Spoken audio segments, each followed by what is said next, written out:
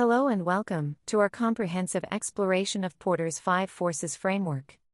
In this discussion, we'll delve into each force, uncovering its nuances and implications for businesses. First, let's learn about Porter's 5 Forces. The 5 Forces perspective is associated with its originator, Michael E. Porter of Harvard University. Porter's 5 Forces are used to identify and analyze an industry's competitive forces. Porter outlined 5 factors to analyze the profitability and attractiveness of an industry. If you are trying to start a new business, this framework will help you to analyze the market. These are the 5 forces that determine the market. In summary, Porter's 5 Forces framework provides a comprehensive analysis of the competitive dynamics within an industry. By understanding these forces and their interplay, businesses can identify strategic opportunities, anticipate threats, and navigate their competitive landscape effectively. Let's begin with the first force, the threat of new entrants. The threat of new entrants assesses the likelihood of new companies entering an industry and disrupting the competitive landscape. Existing firms must understand this force to anticipate potential challenges and opportunities. Capital requirements represent a significant barrier to entry. Industries with high capital investments, such as manufacturing or telecommunications, may deter new entrants due to the substantial upfront costs. Economies of scale provide existing companies with cost advantages. Larger firms can spread their fixed costs over a greater volume of production, resulting in lower average cost per unit. This can pose a challenge for new entrants attempting to compete on price. Brand loyalty is another factor to consider. Established brands often enjoy strong customer loyalty, making it difficult for new entrants to gain market share. Building brand reputation and trust takes time and resources. Regulatory barriers can also hinder new entrants. Government regulations, licenses, permits, and compliance requirements vary across industries and regions. These barriers can act as entry barriers, limiting the influx of new competitors. Access to distribution channels is crucial for reaching customers. Existing companies may have well-established distribution networks and relationships with retailers, making it challenging for new entrants to secure shelf space and market visibility. Next, let's examine the second force, the threat of new substitutes. The threat of substitutes evaluates the likelihood of alternative products or services fulfilling the same need or function as existing industry participants. Substitutes can erode market share and profitability if not effectively addressed. The availability of substitutes is a key consideration. Industries with a wide range of substitute products or services face greater competitive pressure. Technological advances and changing consumer preferences can introduce new substitutes into the market. The price-performance trade-off compares the value proposition of substitutes relative to existing products or services.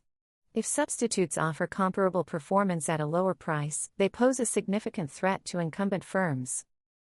Switching costs influence the likelihood of buyers adopting substitutes. High switching costs for buyers can act as a barrier to substitution, preserving market share for existing products or services. Buyer propensity to substitute reflects consumers' willingness to switch to alternative products or services. Understanding consumer behavior and preferences is essential for identifying and mitigating the threat of substitutes. Industry growth rate affects the prevalence of substitutes. Growing industries attract innovation and new entrants, increasing the likelihood of substitute products or services emerging to meet evolving customer needs. Now, let's move on to the third force, the bargaining power of suppliers. Suppliers play a vital role in the value chain, providing raw materials, components, and services to businesses. The bargaining power of suppliers assesses the influence suppliers wield over industry participants. The number of suppliers impacts competition. Industries with a limited number of suppliers may face higher prices and reduced flexibility. Conversely, a diverse supplier base can mitigate these risks. Differentiation of inputs refers to the uniqueness of suppliers' products or services. If suppliers offer standardized commodities with little differentiation, buyers have more power to switch between suppliers based on price and quality. Switching costs represent the expenses and complexities associated with changing suppliers. High switching costs can lock buyers into existing supplier relationships, reducing their bargaining power. Supplier concentration measures the dominance of a few suppliers in the market. In concentrated markets, suppliers may have more leverage to dictate terms and prices, limiting buyers' negotiating power. The importance of inputs to the final product influences supplier bargaining power. Critical or scarce inputs give suppliers more control over pricing and terms, while less essential inputs may face greater competition and price pressure. Now, let's move on to the fourth force, the bargaining power of buyers. Buyers, like suppliers, play a crucial role in the value chain. The bargaining power of buyers assesses the influence buyers have over industry participants, particularly in terms of pricing and product demand. The number of buyers relative to suppliers affects competition. In markets with few buyers and numerous suppliers, buyers may have more negotiating power. Conversely, in concentrated buyer markets, suppliers may hold more sway. Switching costs represent the expenses and efforts buyers must invest to switch between products or suppliers. High switching costs can lock buyers into existing relationships, reducing their bargaining power. Buyer concentration measures the dominance of a few buyers in the market. Concentrated buyer markets give buyers more leverage to negotiate favorable terms and prices, potentially squeezing supplier margins. Price sensitivity reflects how responsive buyers are to changes in price. Highly price-sensitive markets require firms to compete on price, limiting profit margins. Conversely, in markets with low price sensitivity, firms can differentiate based on quality and features. The threat of backward integration occurs when buyers threaten to integrate backward into the supply chain.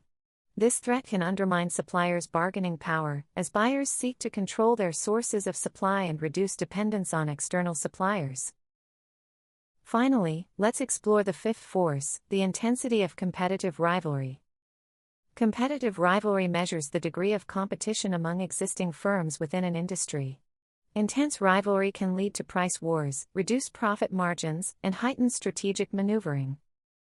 The number of competitors impacts competitive intensity. Industries with numerous players face heightened competition for market share and profitability. Conversely, in concentrated markets, a few dominant players may engage in oligopolistic behavior. The industry growth rate influences competitive dynamics. Slow growth industries often experience fierce competition as firms vie for a larger share of a limited market.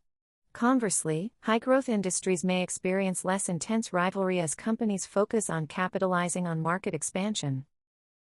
High fixed costs create pressure for firms to maximize utilization and market share, leading to intensified competition. Industries with significant fixed investments, such as manufacturing or infrastructure, often experience heightened rivalry. Product differentiation can either mitigate or exacerbate competitive rivalry. Unique product features, brand reputation, and customer loyalty can create barriers to entry and reduce direct competition. Conversely, commoditized products face intense price competition and rivalry. Exit barriers hinder firms' ability to leave the industry.